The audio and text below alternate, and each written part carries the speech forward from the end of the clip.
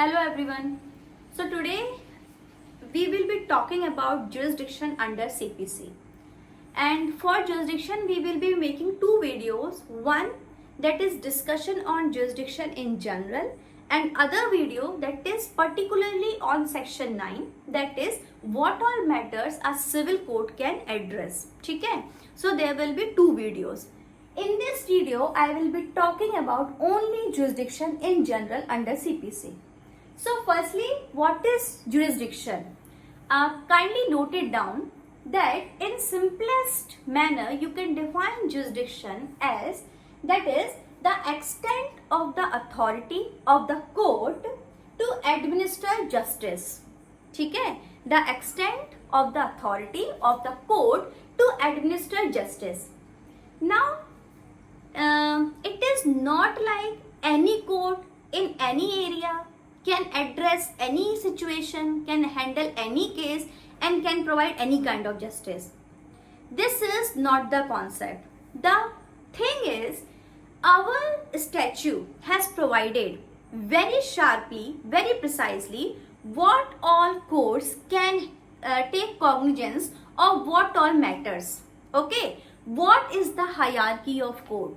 What all are the appellate court? What all are the constitutional courts, and what all are the criminal courts, what all are the civil courts. Then we have a special courts like juvenile courts, like family court, like consumer forums, like this.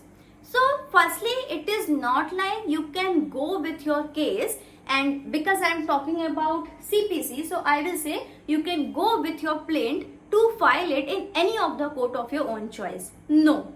It is very crucial decision, or it is a very important thing to firstly find out which court has the jurisdiction to take cognizance of your plaint. If I am in Delhi, I cannot go in Mumbai and file my plaint. If I am in Hyderabad, I cannot go to America and file a plaint. Okay? So according to my case, I have to decide the jurisdiction. According to the subject matter of my case, I have to choose the court.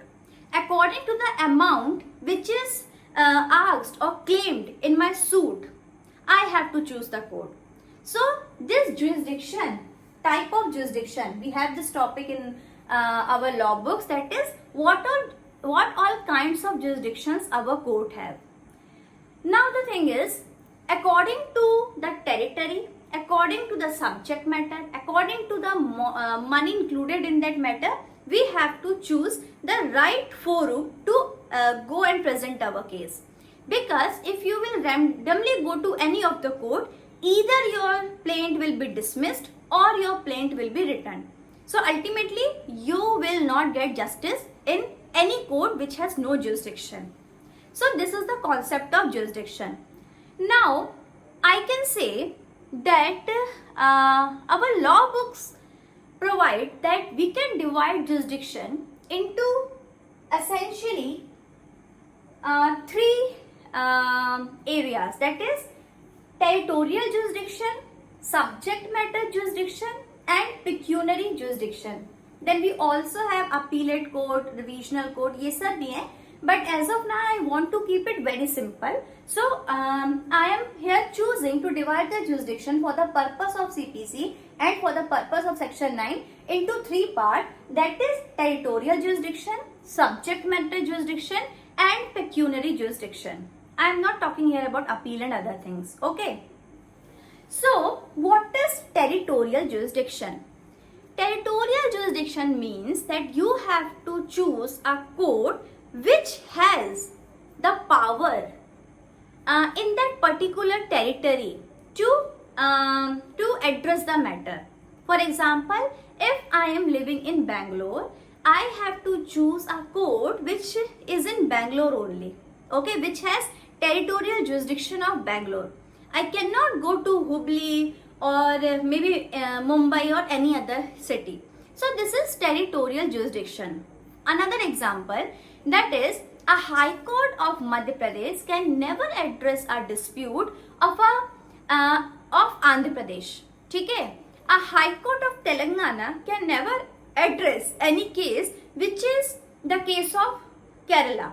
A High Court of Kerala can never address any dispute which is the case of UP. So all the states have their own high courts, and that is their territorial jurisdiction. So if any case, any appeal, any revision is in UP, the High Court which will deal with that particular case is High Court of Allahabad. ठीक है? So this is territorial jurisdiction. Then we have subject matter jurisdiction. What is this?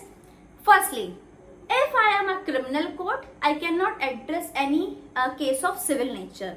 ठीक है? You cannot come to me for any kind of criminal offences. I am a criminal court. My subject matter is different. If I am a juvenile court, why would I address any of the issue related to consumer? If I am a motor vehicle court, that is, I have been given the responsibility to speedily solve all the issues related to motor vehicle. So if I find any case in my routine that this case is related to maybe insurance, okay, not insurance, I am talking about motor vehicle code. So if I see that this case is related to divorce, I will just return it. ठीक है? This, my subject matter is only motor vehicle and related insurance and like this. So subject matter means all the courts have given different subject matters to decide. ठीक है? And our parliament, our state legislatures, they have established special courts to deal with those cases which are very rampant and which are increasing at exponential speed. For example, family. Now every other couple is asking for divorce after for separation. So keeping in mind the recent problem of the society, law also has to be developed. Our court system has to be developed. Okay, infrastructure has to be developed. So what the parliament and state legislatures have done, they have established a special court for hearing only those disputes. So in any court complex, you may find a particular courtroom and there will be written special judge family court, special judge juvenile, special judge consumer forum. So we have different kind of courts also. This is a subject matter jurisdiction. And even if do not have this special court, ठीक है, we only have two type of court, civil and criminal, then also a civil court can never hear the dispute or offences which are criminal in nature. A criminal court will never talk about property dispute. So it's a subject matter division. Then appeal can never be heard in the lower court. Who has the appellate jurisdiction? High Court has the appellate jurisdiction, Supreme Court has the appellate jurisdiction, and also District and Session Court has the appellate jurisdiction, not the lower judiciary. So this is another kind of subject matter jurisdiction, and we can also say appellate or revisional or review jurisdiction. ठीक है? And then we have pecuniary jurisdiction. Pecuniary jurisdiction talks about that what amount is included in that particular case or in that particular suit. Now the thing is, it has been provided in our statute and it differs in all the states. So maybe I will say some figure, that is X figure. It may be valid in one state but not valid in another state. For example, hypothetically, maybe pecuniary jurisdiction in Madhya Pradesh is only 1 lakh for lower judiciary, and then maybe 20 lakhs for court of CJM, ठीक है, CJM का, but unlimited for district court and also unlimited for high court.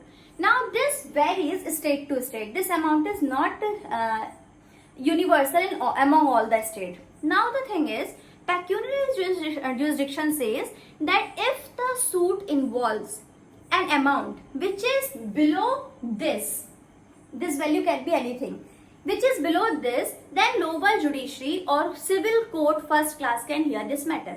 Civil court second class can hear this matter. But if this amount exceeds, then the jurisdiction will be of district court. ठीक है, district court. When we discuss CRPC, Bharatiya Nagrik Suraksha Sanhita, the right word is session court, है ना. In criminal cases we call it session court. In civil cases we call it district court. Same complex, same that code, but just terminology changes. When the court is hearing civil matter, it will be a district court. When the court is hearing criminal matter, it will be a session court. ठीक है, सत्र न्यायालय. And then ठीक है, तो pecuniary jurisdiction भी होता है. And the thing is, by large district court has no pecuniary limit, and 100% High Court and Supreme Court, they never have any pecuniary limit. They can adjudicate the matter involving any figure. ठीक है, so this is all about pecuniary jurisdiction. Now coming to the angle of consent in jurisdiction. Just asking you a hypothetical question. For example, me and my sister has one dispute over a property. ठीक है, an ancestral property. Now the thing is, me and my sister, our ancestral property is somewhere in Madhya Pradesh or Uttar Pradesh or Rajasthan. ठीक है, me and my sister's property is in Rajasthan or Madhya Pradesh. It's in Madhya Pradesh. So what we decided, I just called my sister and I'm saying that, yeah, listen, we both are living in Bangalore only. So why to go again and again in Madhya Pradesh and present our case? We'll file our plaint here only. ठीक है, we'll fight our case here only. Although we have dispute, but anyways we are sister only. At some point of time we will see each other's comfort. So anyways, तो हम लोग क्या करेंगे, हमने decide कर लिया with consent that instead of going and registering case in MP, we will just proceed with Bangalore court. Now does law permit this to us? Can we decide by our own which court we should file a complaint, or in which court, even that court has jurisdiction, we don't want to go there? Do we have this right in law, that too in civil law? The answer is, firstly, what if both? The answer is, it depends upon situation. So just before introducing this concept of consent, in what all matters consent is considered, and in what all matter consent regarding jurisdiction is not considered. Before this, I just want to mention this, that there is a provision in CPC. Obviously we are going to discuss that soon, but anyways, there is a provision in CPC that a suit shall be instituted in a place where defendant lives or defendant work for living or resides there. ठीक है, ऐसा एक provision है that jurisdiction will be decided according to the place of work of defendant or his living. और ये इस पे हम और अच्छे से in depth चर्चा करेंगे. But as of now, just referring this because what if later you say that ma'am आपने ये mention करना भूल गई थी. This is one thing. But we will add this thing to the concept at later stage when that particular section comes. अभी के लिए consent का जान लो, that consent among the parties, that is plaintiff and defendant, consent among the parties can never confer jurisdiction to a particular court. ठीक है, it is not me and the other party who will decide which court will hear our suit. No, our consent does not matter. If the court has no jurisdiction over our dispute, the court has no jurisdiction. Even if both of us are agreeing, plaintiff and defendant, that we want you to hear our suit and case, no. The answer is no. Consent can never confer any jurisdiction. Then next is, consent can also not oust any jurisdiction. That is, maybe that Madhya Pradesh district court has jurisdiction, and that's the only court which has jurisdiction over my dispute with my sister. ठीक है, now we both are saying that we don't want to go to that court, so let's cancel that court. The thing is, even if both the parties are agreeing, consent can not even oust the jurisdiction. We have to go there. Neither consent can confer any jurisdiction, nor consent can oust any jurisdiction. So it all depends upon civil procedure code. Third situation is consent can work only there when both the parties have option to choose among few courts. So few courts are having jurisdiction on this dispute, on this case, maybe because of territory, maybe because of subject matter, or maybe because of other things of that particular case. So maybe 2 or more courts have jurisdiction of that particular suit, and then the parties at maximum can only choose among the already existing court of jurisdiction that in which court they want to file their suit. ठीक है, they can only choose, they cannot confer any jurisdiction to any court, nor can oust any court from jurisdiction, nor can oust jurisdiction from any court. ठीक है, अगर उस party के पास option होगा कि इन तीनों कोर्ट के पास जुरिस्डिक्शन है, so party can at maximum choose jurisdiction but can not do either of these things, confer करना और oust करना. This is the position of consent in CPC. Now, other thing is commencement of proceeding and not at the conclusion. Why I have written this word? The thing is, it is very important for the court to decide on this question or this claim whether that this particular court has jurisdiction or not.